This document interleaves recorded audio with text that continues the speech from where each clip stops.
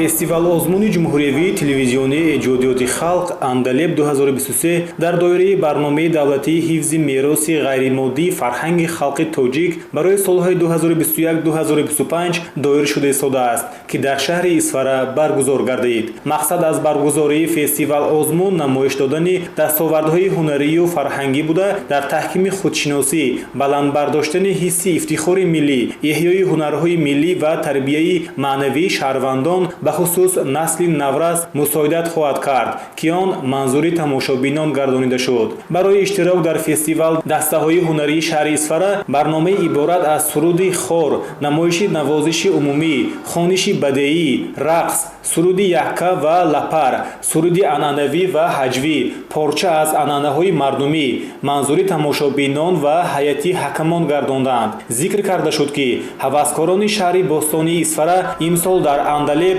чанд нафар чеҳраҳои навро рӯи саҳна оварданд.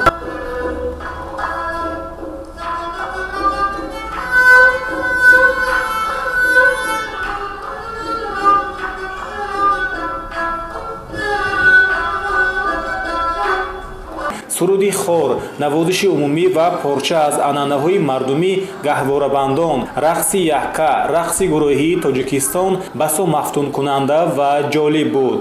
гуфтан ҷоиз аст, ки ба ҳамаи бахшҳое ки дар низомнома омадааст баромади ҳаваскорон бисёр дар сатҳи як бояди шояд буд ва ман имрӯз чеҳраҳои нав мо имрӯз ҳакамон дидан намуданд. Барои мисол дар навозиши яҳка Ҳамза Ҳакимзода имрӯз дар сози ғиҷа баромад кардан, бисёр як ба маҳорати баланд баромад кардан ва сазовари ходи баландтарин насибаш гашт.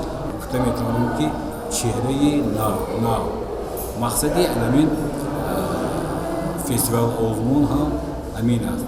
ҳакамон махсусан баромади рақси яҳкаро бо 10 хол ва рақси гурӯҳии Тоҷикистон низ бо 10 хол, навозиш бо ғиҷакро 10 холӣ баҳогузорӣ карданд, ки дар маҷмӯъ ба ҳунарнамоии дастаи ҳунармандон ва ҳаваскорони шаҳри Исфара бо соҳиб шудан 99 аз 5 хол байни шаҳру навоҳии дигар ноил гардиданд.